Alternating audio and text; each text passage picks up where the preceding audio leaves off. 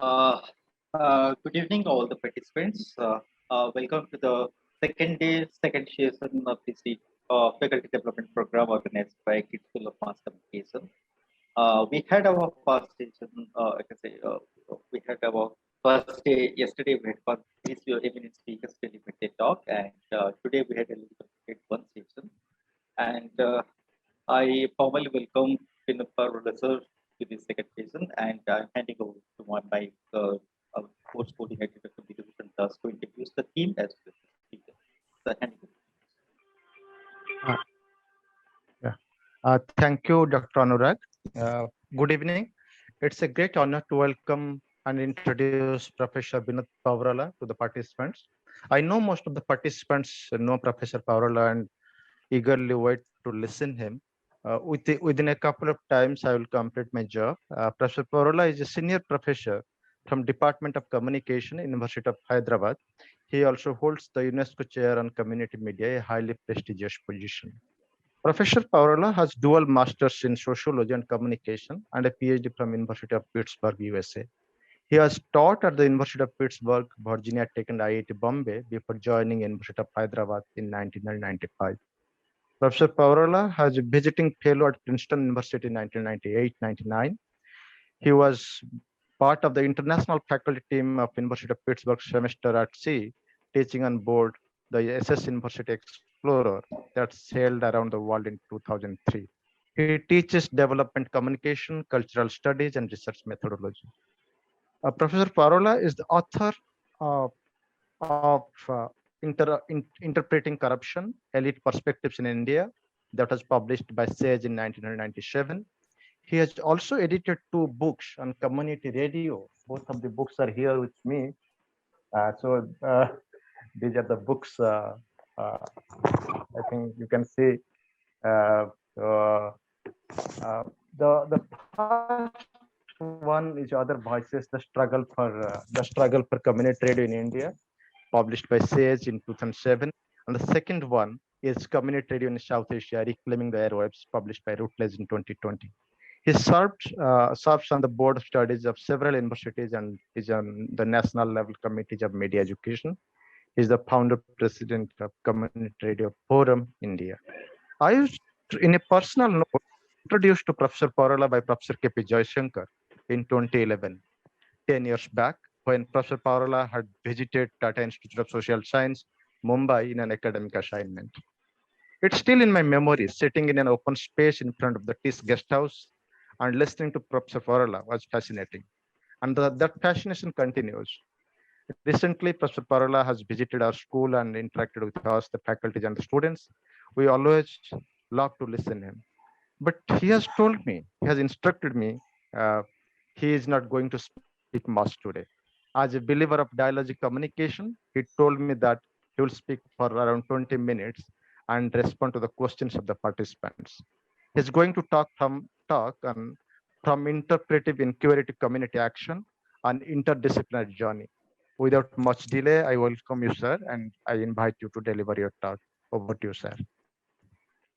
Thank you, Bidu. Thanks for that very warm introduction. Uh, yes, I mean, I have really good memories of my visit to your institute and also meeting you often at so many forums. Thanks again for inviting me to this faculty development program that your institute has initiated. Um, yeah, two things. I mean, one, building on what Bidu just said, that I was not quite in a mood to bring one more PowerPoint presentation to another audience. Especially an audience full of faculty members, some of them senior faculty members I see here, friends and others. So I'm glad PowerPoint presentation. So what I thought I'll do is share something a little self-reflexively about my own sort of intellectual journey, and through that make a case for sort of taking an interdisciplinary approach in our field, communication studies, drawing from my own training and my own experience, and also talk a little bit about uh, the way I have moved from sort of more of an interpretive tradition uh, to community action, community development kind of orientation. And then we can open it up to questions. You don't have to confine your questions uh, just to what I'm saying today. Uh, I'm sure within the given time, I think anything is fair play. So I'm here, and please feel free to ask me anything at the end of my remarks. So let me uh, quickly uh, start by, I mean, one has to start somewhere. Early 1980s, I kind of got into journalism education at a time when in the then Andhra Pradesh, in the Telugu speaking areas, something that was not very common, with engineering and medical education dominating the scene so much, and it still does. I decided in my undergraduate final years that I'll get into journalism. There was a lot of idealism in the air, the kind of investigative journalism that was being done post-emergency by publications like the Indian Express, India Today, and so on. There were quite a few iconic reporters and journalists, and I thought, that's the thing to do really.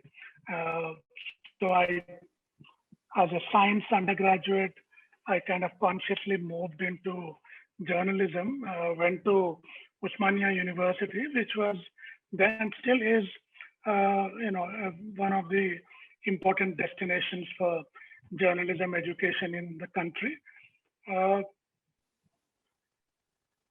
And so I did my, what was then called BCJ, which was a one-year bachelor's, postgraduate bachelor's, and followed by a master's in communication and journalism. Much of those 2 years were spent, I felt, in hindsight, in training us in skills, and pretty good kind of training in reporting and editing, good journalistic perspectives and so on. But I felt at the end of it, we didn't have that much of orientation to conceptual thinking, analytical abilities were not quite developed. I mean, it was what we today more fashionably call a J school, right? I mean, it was mainly meant for a professional development kind of thing. And I went into journalism, doing day-to-day reporting for some important publications in Hyderabad. And after a couple of years, it became a bit too much to take. The sort of day-to-day reporting, the he said, she said kind of press conferences, speeches, and so on, with very little scope for rookie reporters to try your hand at analysis, and at the end of the day, you realize that you hardly have any time even, leave alone competing newspapers, leave alone little time to read your own newspaper. The sort of body is fatigued at the end of the day, you crash having done the day's reporting, but not much thinking, not much analysis. And I was beginning to feel that I'm missing the big picture, the whys of what I was reporting, right? Why does this happen? What are the different social forces that influence this kind of thing? And what are the structural factors behind this kind of event I'm covering and this kind of episode I'm reporting on, and so on. With that restlessness, I quit journalism, and as it turned out, for good, and went back to academics to, as Bidu briefly mentioned, to do a second master's. And this time I thought sociology was a no-brainer. trying to get a good big picture, to understand social forces, social structures, and so on. I went into sociology, had some excellent teachers. Some of the prominent sociologists of that time were at University of Hyderabad. So I was introduced to the wonderful world of the classical masters, Marx, Weber, Durkheim, and I was wondering where was I all this time, and it was only like almost in my mid-20s I was beginning to discover these great thinkers, right? And I got a good grounding, I should say, in what C. Wright Mills, the American sociologist, had famously called the sociological imagination, right?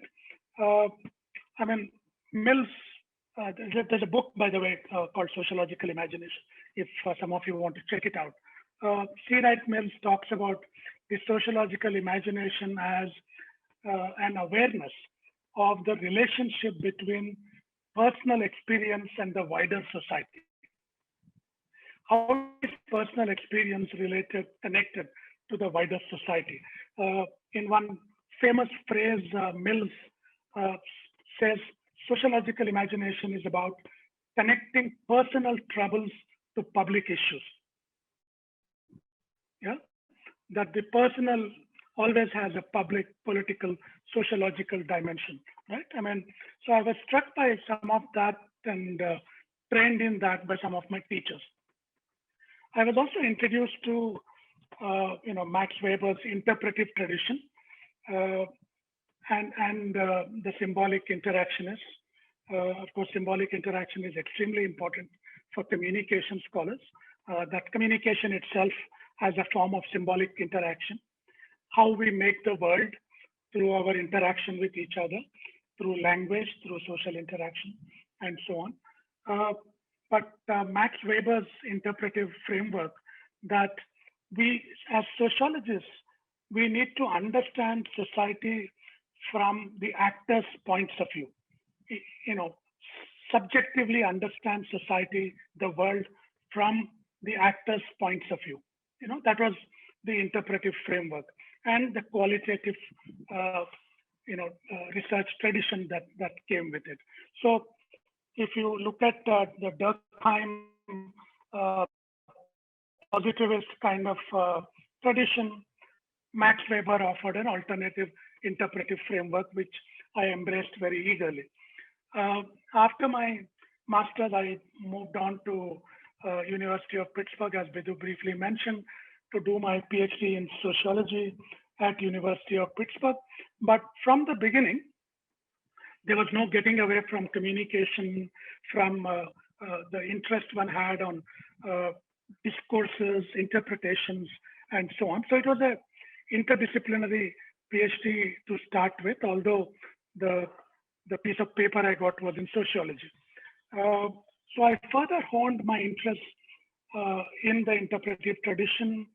There was a great deal of excitement when I discovered Erving Goffman, the presentation of self in society, and other works of Goffman, Berger and Luckman's social construction of reality in society, right? So these are some of the sort of conceptual interpretive things that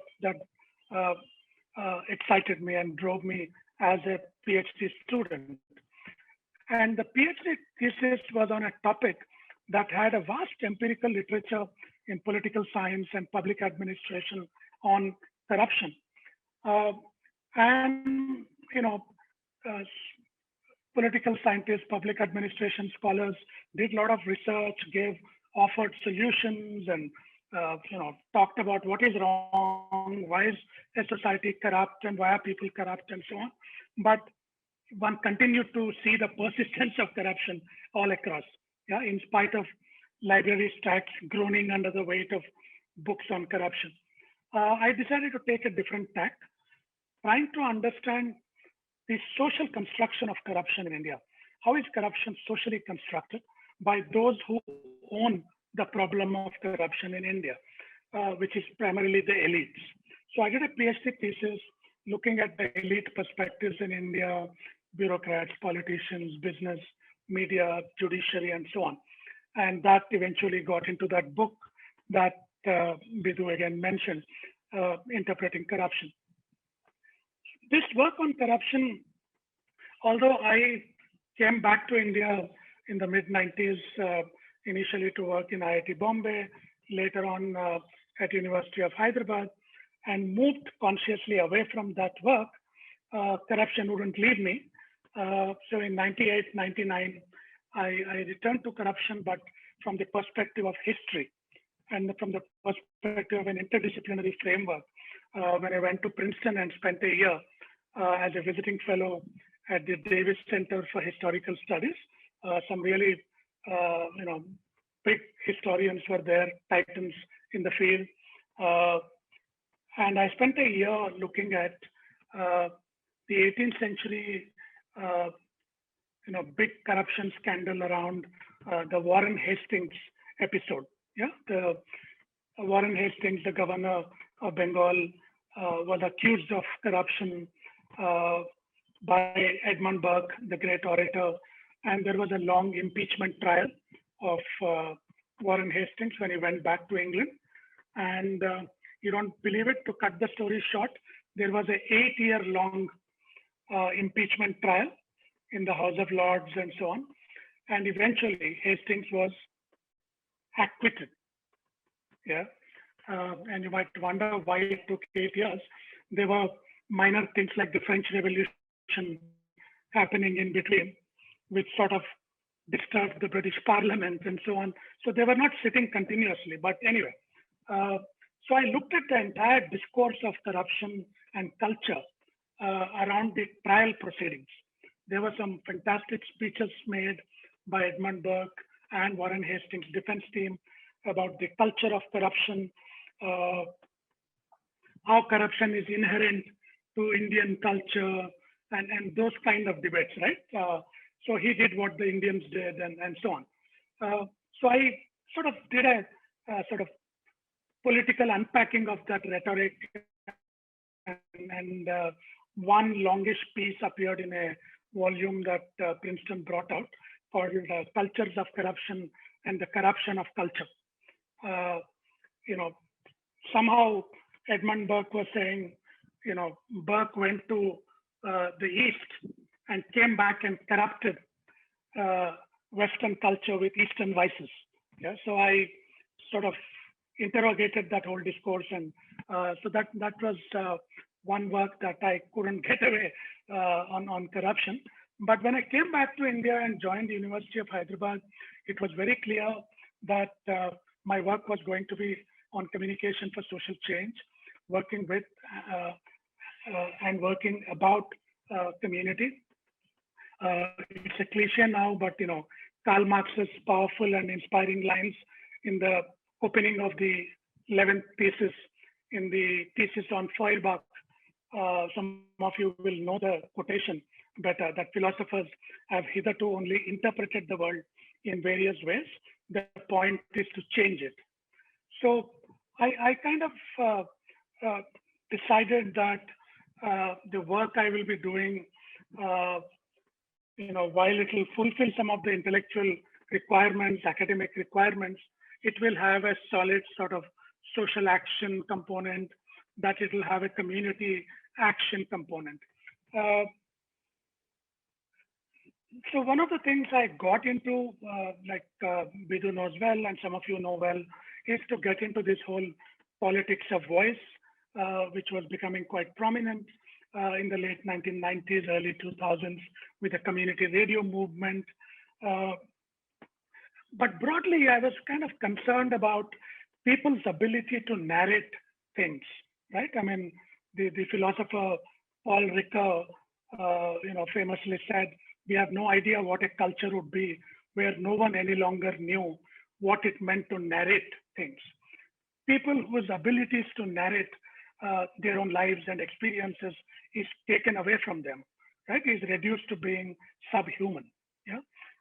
The idea that people have the ability to express themselves, to narrate, and give their inputs and decision making was a big thing. And in the year 2000, I was a part of a fascinating people's jury on the Vision 2020 Agricultural Action Plan of the Andhra Pradesh government. Chandrababu Naidu's government had an agricultural action plan which was going to eliminate small farming, bring in Israeli-style corporate farming on a large scale, and so on.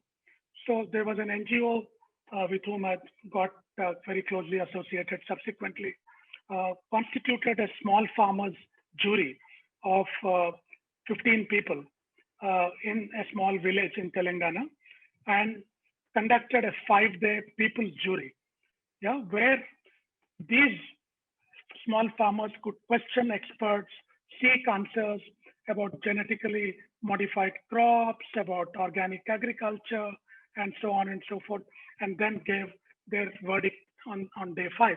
So I was part of that facilitation team, and it was amazing. I mean, it was a huge sort of, what should I say?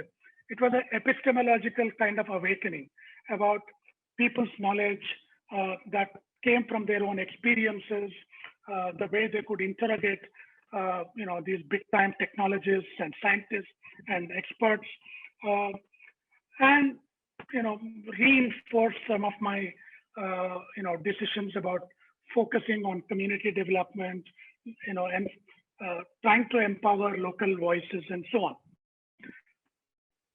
Soon after that, I became part of the now well-known Pastapur Declaration on Community Radio. Again, it was something that came out of this small village with people saying, why can't we have a radio of our own? Yeah, why should it only be the prerogative of the state? Why should it only be the prerogative of the market? And this kind of a radical idea in India started in that small village with poor Dalit rural women expressing this aspiration for community radio. So the idea of expanding discursive spaces, the idea of creating democratic communication avenues, what Mohan Datta calls creation of alternative voice infrastructures for people on the margins, those who are shut out of decision-making processes, became the work that I got involved in for the last 20 years or so. But right from the beginning, those of you who know my work will know well that it hasn't been sort of ivory tower communication studies. I've been very engaged with articulating communities' aspirations for voices, often working through them, with them, but also at a policy advocacy level. Yeah, so we did play some role in bringing about policy change. So this was about using your interpretive framework, working in a way which enables you to understand intersubjectively the actors' points of view through fine-grained qualitative work, ethnographies, and using that kind of experiential knowledge from the ground up to influence policy. And we have, myself and colleagues who worked with me have been doing this consistently in policy advocacy, not only in India, but in other parts of South Asia and wherever possible in parts of Africa and other parts of the world. So doing, combining teaching and researching communication for social change with a broader objective of contributing to social transformation, capacity building of communities to enable them to, like Paulo Freire, his powerful idea of conscientization. One doesn't know how much one has succeeded in doing that, but one's effort was in that direction, trying to enable communities to think for themselves, to raise critical voices at the state, at decision-making structures, and using communication to do that, right? Knowledge sharing has been a very fundamental objective of this. I mean, if the knowledge we produce remains confined to elite academic corridors. The people with whom we have worked have no access to that knowledge, cannot plug into that knowledge and relate it to their own experiences. I mean, what's the point of working on communication for social change, right? So this has been a very conscious decision. I mean, it goes under various labels like action research and so on. I mean, one could call it whatever, but that's the kind of work that I've been doing. So on the one hand, this sort of interpretive framework, which seeks voices in the field and amplifying those voices to understand how they understand the world, right? Clifford Geertz, the American anthropologist, famously said that you cannot really, the social scientist cannot really interpret the world.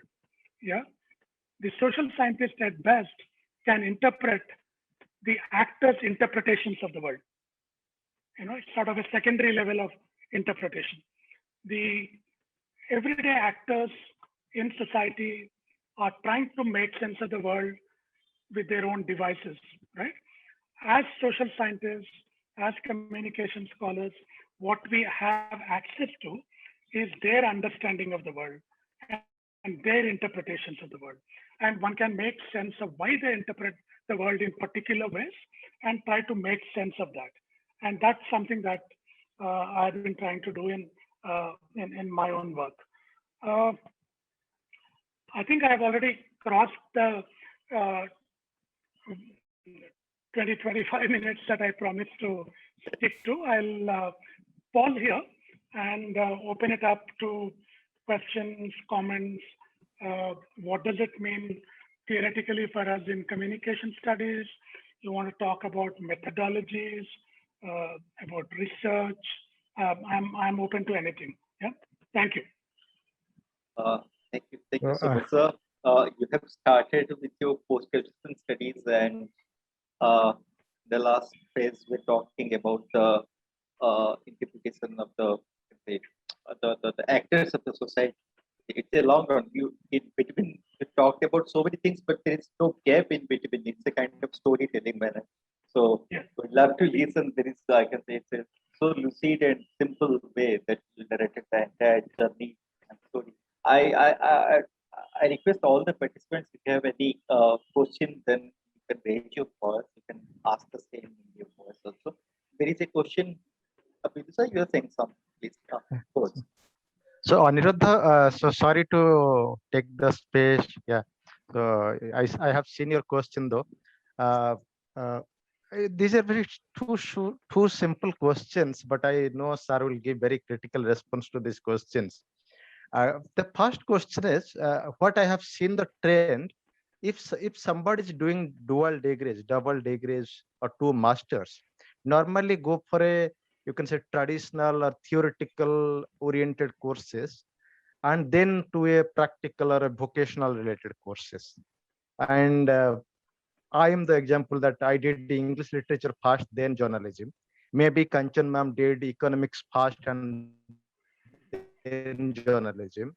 But in your case, it is reverse. First journalism, then sociology. That is interesting for me.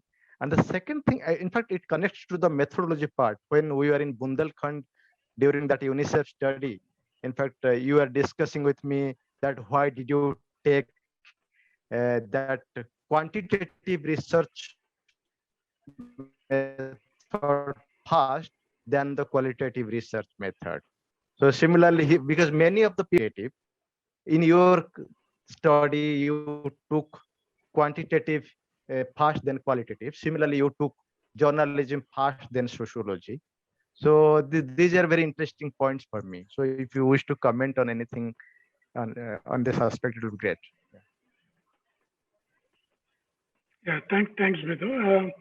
No, the first question, the first comment you made, I already told you why, that whole vocational training left me a bit dry. I mean, it gave me some skills which still stand me well today. But I think what it missed out giving me, and I think some of your schools are now doing well in incorporating the perspective, the big picture of some perspectives on economy and society. I think some of you, from what I know of your curricula, doing that quite well. But at that stage, I mean, it was purely kind of a journalism training school, and and in the field when I went, I was really groping for answers, and I was, very keen on getting some distance from that kind of vocation and get a perspective. And there was no going back after that.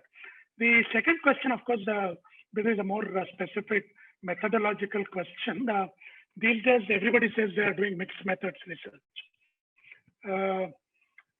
Basically, when they do quantitative and qualitative, that's mixed methods.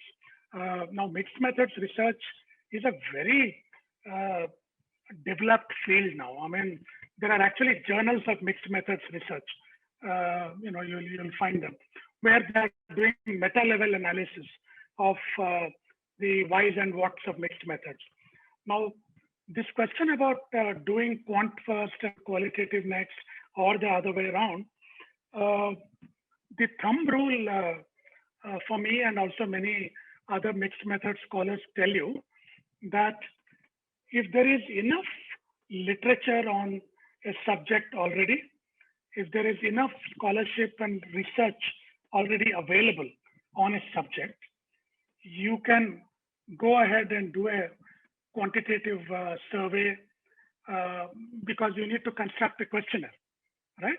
Whereas if you don't have much of a knowledge of the field, you are still doing exploratory work, there is not enough to go by, then people have advised doing focus group discussions, doing a handful of interviews, using those insights to then construct the questionnaire. And of course, combining it with your own research objectives and research questions. So in the particular case that you are talking about, our study that we did in Bundelkhand on community radio, there was already 10 years of work that we ourselves did, apart from work that you have been doing, others have been doing. So we were quite confident that we can go ahead and construct a questionnaire based on that knowledge, and then followed it with qualitative work. But that's the thumb rule that I have been following and advising students to do. Thank you, sir. Anurag, you can request the participants to unmute themselves and ask the questions after writing in the chat box. It's a small group. Yeah, I'm just seeing Anirudh's long question. It's Anirudh, a long question. do you want to ask quickly what? Anirudh, will you unmute yourself and can ask the question directly? Am I audible? Yes, absolutely. Yes, so thank you so much, sir, for the fascinating session. So my question is a bit to do with methodology, since I'm writing my thesis now. So I thought it would be the best platform to raise this. So my question is, the query is about self-reflexivity in research. So as you know, there is a body of work that captures the essence of self-reflexivity or reflexivity for that matter in qualitative research. But the question that haunts many of us in writing stages is about how to practice self-reflexivity in research, and more so in writing. And what about our own position as researchers, and what about the rigor while practicing self-reflexivity in research? Lastly, how does we address the larger epistemological challenges and other research biases while practicing self-reflexivity in research, and more so to do with writing? Thank you. Yeah, Anirudh. Yeah, very, very important question on self-reflexivity in research. I mean, it goes without saying to this group of scholars and academics already that I don't have to say it. Self-reflexivity is now, it's taken for granted as an important principle to use. And I see that many researchers doing in-depth qualitative work are trying consciously to be self-reflexive. there are still hardcore quantitative researchers who believe in the invisible hand of the scientific research and so on to be objective and so on. I still have some problems with those scholars. But the only issue is, Anirudh, I think the only thing I would say is it's important to be conscious of one's own location, to problematize one's own location, to consciously understand that you are seeing the world from that location. And that should shape the kind of analysis, the kind of interpretation you see of the world, whatever research you are doing. However, I mean, I can say this in this group, I'm increasingly getting a bit restless about extreme navel-gazing kind of self-reflexivity, which, you know, crosses the line from self-reflexivity into, I don't know, narcissism, or, you know, it's all about you. Yeah, I mean, and a second variant of that is, I also see increasingly urban middle-class privileged scholars, after the entire research, engage in a certain amount of what I could best call self-flagellation. You know, I'm upper caste, I'm privileged, I'm upper class, I'm English. I mean, I get very impatient with that. I mean, I say, get on already with your study. I mean, it's enough of that, right? I mean, so some of that is a lot of beating oneself, you know, for what you are. You are what you are, right? Understand the world from that perspective, make sure people understand that, and get on with your work. Yeah, I mean, don't make it a sort of a self-flagellating exercise, you know, I mean, beat yourself to death. And there's extreme guilt, and I mean, all that is not warranted. I mean, Anirudh, we can of course pick up the conversation anytime. Yeah. Sure, sir. Sure, sir. Thank you so much. Yeah. Yeah. We have another question from Dr. Prathapratik. So if you feel free, sir, you can ask the question directly. Let me see. In the Yeah. okay, Pranta's question. Good evening, sir. Hello, sir. Yeah, Pranta, go ahead. Yeah, nice to How are listen you? from you, sir. I'm good, sir. And we almost are in the same journey. First, you did media studies and sociology. I did first sociology and then now into media Yes, studies. yes, So I yes, could relate very much to the talk. And I was just, it is not a question, just curious to know, like while working with communities, have you ever come across any kind of social hierarchies that exist in the communities, and how we as researcher make the people understand to overcome these hierarchies, especially when we are seen as outsider, or even if we become an insider, as the anthropologists claim to be, but our presence is momentary, like so for certain time period, and what happens when we leave the field. So I'm asking this question, keeping one thing in mind. When I was working with the Tilonia Community Radio, and how certain programs were like uh, consciously not taken up because that is something which does not suits the interest of those who are controlling that community radio. So my question comes from there. Can you hear me again? Yeah. Yes, sir. Yes, absolutely. Yeah. I mean, my internet has been a bit crazy today and got bumped off. Apologies for that. And I think I got Pranta's question, talking of how does one negotiate social hierarchies in the field while working with communities, I think, right? Yeah, I'm very conscious that however extended fieldwork one manages to do with communities, one can't really get away from the inbuilt hierarchical relationship in the field. I think one just is conscious about that and act accordingly, rather than assume that we have managed to flatten those hierarchies. One can never flatten those hierarchies. But there are ways in which one can relate to communities. I mean, I know the kind of ethnographic work that Bidhu has done in his work. I mean, the way in which you can relate to the communities that you're working with at different levels, while being very realistic that you can never be them, right? And there is always an exit. I mean, you have a home to go to. Yeah, I mean, you are never living with them, right? And back to your own privileged spaces and so on. I think one needs to be conscious of that, make communities aware that you are there to understand their situation from their perspective, and that we think it's important to understand their perspective, and you want to tell their story to a larger community of scholars, right? I mean, that's the way that I have tried to explain many times to communities. Wherever possible, one has also tried to return the work you have done to the community in some ways.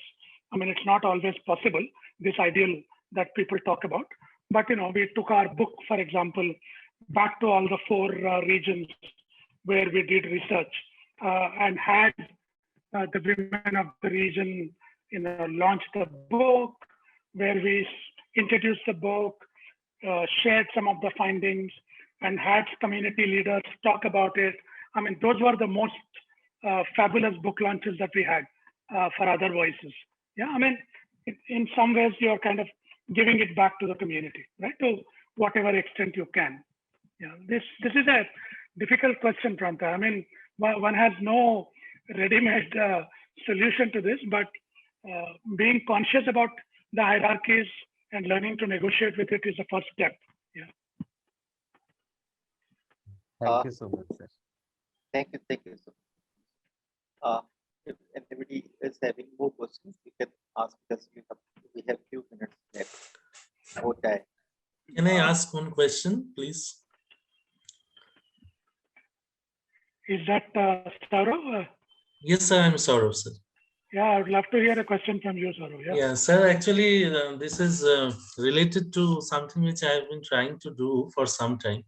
I recently came across one of your papers written on community theater. It was published in Asia Pacific Media Educator. Yeah. So actually, sir, in my case, I was a theater practitioner from a very young age in Kolkata, and I was born with, I was brought up with Boal and Grotowski and all that. And much later in my life, I was inducted to this discipline of communication studies. Sir, I am exploring an area called media aesthetics, which has been pioneered by Herbert Zettel, who has explored the materiality of the medium with respect to television.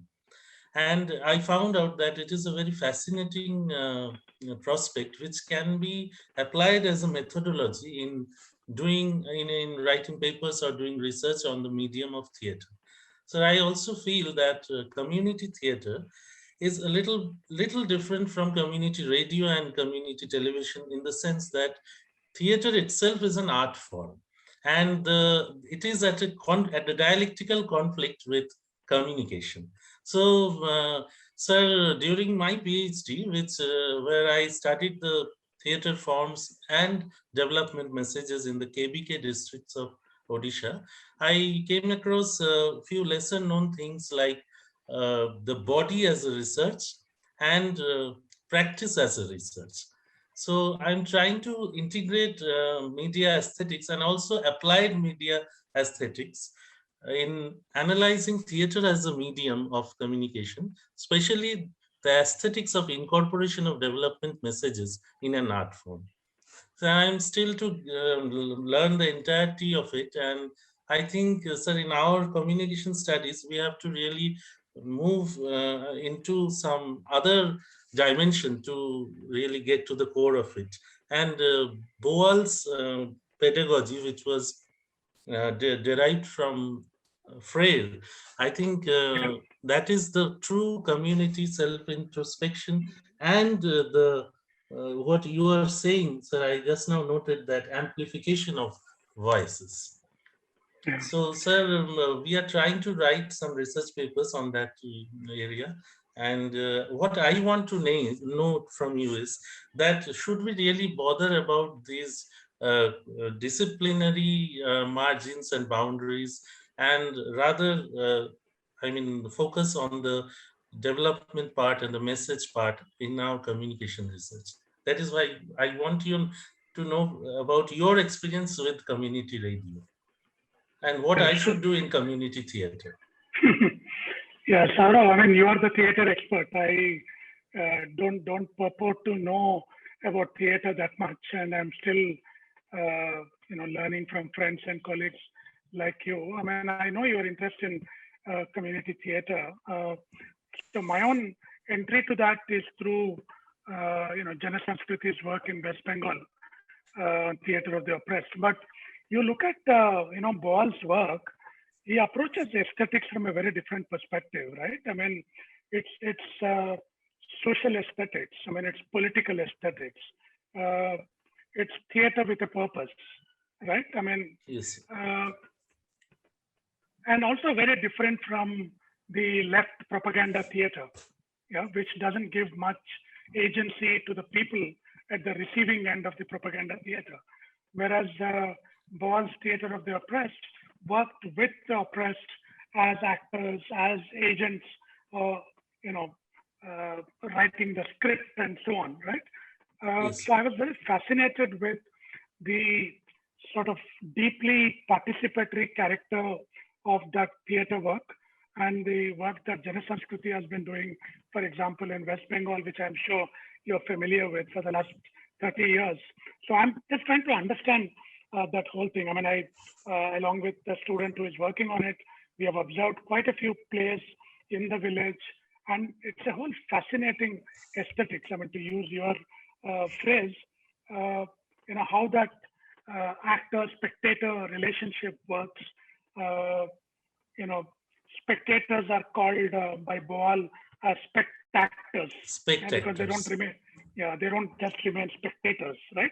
So it's forging a very different relationship with the audience, incorporating the audience in the play, and so on. So I'm very fascinated by that. And when you say development messages, I don't think Jana Sanskriti or its founder, Sanjay Ganguly, try to pack a development message into a theater script when they produce something, like how your multilateral agencies package an IEC material, design a poster or produce a radio program. It is not that kind of goal-directed social change that he's looking at. That as soon as he produces the play, it has to have an impact and measure it with impact.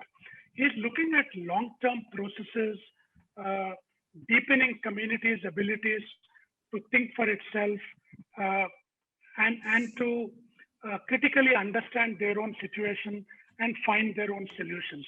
As you know, Freire and Boal were contemporaries and drew from each other, right? So, I mean, that's where my interest in forum theater or theater of the oppressed remain as of now. But we can talk more, Saurav, sometime. Yeah. Definitely, sir. I'll write to you about it. Sure. Thank you very Thanks much. for that question. Yeah. Bidu, are we out of time? Yeah. I see Anjali and Jaishankar are already here. But we have time, so no worries. In fact, Okay. Sir's and Mam's talk at 6:30, so they may be there to listen to you. Okay. Okay. Good. I request participants to, if you have a few more questions, you can ask. Please feel free to ask any questions you have. I have a question. So this is not directly relating to your title of the talk, but you are the right person to guide us or answer the question. For instance, nowadays, if you look at the journalism J school syllabus, and most of the syllabus dominated by, you can say, courses which market wants. There may be very few universities, especially private universities, who go beyond that structure. And in fact, we are very much, you can say, thankful to our honorable founder. And as he has a very humanitarian social face, and we take that privilege and we design our syllabus in such a way so it caters to the market. At the same time, there are many courses like environment communication, rural communication, community media, so document filmmaking. There are many courses which are relating to directly or indirectly to DevCom or communication for social change. So I also advocate that there is a huge market for communication, for job market for communication for social change. But if we will analyze the syllabus of the existing syllabus of the most leading private universities, even government universities also, DevCom is always sidelined. So how do you look at that? Yeah, no, I think there are lots of pedagogical issues that we can deliberate upon as teachers of communication and media studies. I mean, I'm glad that we have at least a handful of good, interesting programs today in the country, which are trying to provide critical thinking skills, inculcate ability to engage with complex ideas, along with learning skills, right? Because I keep telling students that if you just have the ideology and the theoretical knowledge, that's not going to get you jobs, right? And that cannot be an excuse for not knowing how to do things, right? I mean, I'm sure Anjali and Jayshankar will tell you about it. Students that they have trained all over the country, all over the world. I mean, those who have great ideas and very correct ideologies and so on, sometimes think that the ideologies can stand in for skills. Yeah, I mean, it doesn't help. Yeah, I mean, unless you also have the skills to back it up. So it's important to have a good balance between theory and practice, and there are schools today that are doing it. But you're right, increasingly the private sort of professional schools are setting the standard which public universities are also trying to aspire for. I think it's a mistake. And I think not just development communication, I mean, which now goes under various labels, but also, I mean, Prantas program, for example, that looks at culture and communication, looking at valuable perspectives that we can get from cultural studies and so on. I mean, so that's where I'm suggesting pedagogically to open up our mind a little bit to fields other than purely journalism and communication. Yeah, from sociology, from anthropology, from cultural geography, political science. There is a lot of exciting work out there with which we can productively engage as communication scholars and train our students to think on those lines. Yeah.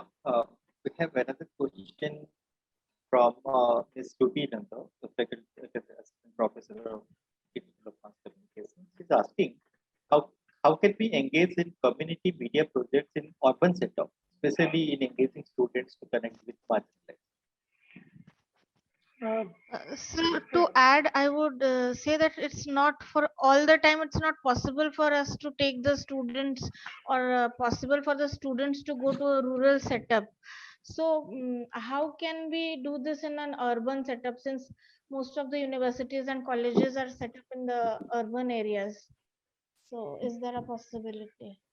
Ruby, years ago when my friend Shri Prakash, the documentary filmmaker from Jharkhand, visited our school with his, films which depicted grassroots resistance, rural protests against big development, and so on.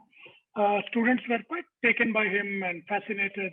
And over a cup of tea in the canteen, one of the students asked him, "Sir, but we don't have any communities like that around here." And Shri Prakash was saying, just get out of the campus and look around you. There is marginality everywhere. There is precarity everywhere. There are oppressed people everywhere, communities everywhere, and urban spaces also have a lot of. I mean, look at the whole migrant question now in the last 2 years, right? I mean, the tragedy of the urban migrants returning to rural areas and so on during the pandemic, right? There is a great story to do and learn from that experience. And there are lots of examples. I mean, this media program, for example, has worked very productively with urban communities in Mumbai, close to TIS. There are programs in Delhi that work with local communities. There are community radio stations in urban areas with whom one could connect and see what one can learn from there. And I think being in Bhubaneswar, you are not at such a great disadvantage as some of the other urban conglomerations. I mean, you have access to interesting initiatives in Odisha from which students can learn, both in semi-urban and rural areas. So I mean, urban areas are ripe with possibilities of doing work with communities. Let's not underestimate that. So what's the best way to untap those possibilities to especially students who have never accepted or understood the idea of somebody who is marginalized and who probably come from a very privileged background? It's a process, Ruby. I mean, I don't think you and I were born with these sensitive lenses, right? We grew into it over a period of time. And these are young people who are products of their own socialization, education. Often we have found students who came like that in the first semester. By the time they finish their programs, have been transformed individuals, right? I mean, their rhetoric has changed. The kind of work they want to do changes. So it's okay. I mean, I think we need to persist, and it's up to teachers like you and Bidu and others to instill that kind of critical thinking, a questioning attitude, question one's own privilege, look at marginality around you, and see how communication can be. That's all I can say. Yeah. So the meeting is recorded. So let me let me put my argument in a very academic manner. In fact, we this, as sir mentioned, it's a process, and we also practice that process. And every year we take our students. First visit is given to them to the Founders Village, Kalra Bank, and it is a smart village. It is a model village, and my students are journalism students. Though I orient them just look at stories in a positive angle, so don't report any negative thing because it's the Founders Village. But at the end of the day, they will definitely with a story from a Dalit community or something like that. Share with me, sir, this is the issue in Dalit community. Okay, and the same thing happened. Last time we went to a village, tribal in Raigad district, which is 150 kilometers away from this place.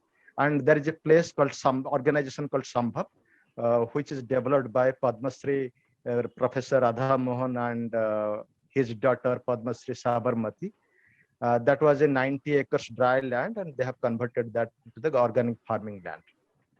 And we went there, spent one night there. We met two senior former information commissioners of the state there. It was a great experience.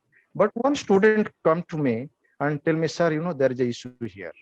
And they always, as they are the student of journalism, they always find the problems. So no need to teach them because they are in the course of journalism. I think so. So that's a great thing. And as we are a private university, I think more than 90% of my students are from cities. And in some batches, you can say 99% students are from cities, and they have hardly any exposure to villages. And for that reason, intentionally, we take them to the villages. And we practice that every year before pandemic. So thank you, sir. It was a great talk. Yeah. Anurag. Thank you so much, sir. Even if we have few questions, but as the time is running out, we are unable to take the questions. And now I would like to request Subhinanda to put up. Can you go over to you, ma'am? I would like to say what was the loss of media was actually gain for academics, and we are very grateful that sir left journalism and came to academics, because listening to sir is like looking at possibilities. Basically, that was what we was thinking when Bidu sir introduces everybody. I mean, naam hi kafi hai. Those who are speaking to us from yesterday to today, and we know that nobody needs to tell us something about sir because all of us know, but still listening to you, sir, and listening about you inspires us to do things which are beyond academics. And the most beautiful thing about it is that your propensity, your interest in working with the marginalized, as well as inspiring as a teacher. So thank you so much, sir. Keep us inspiring. It was a very fruitful and interactive talk, and we look forward to your association with our school.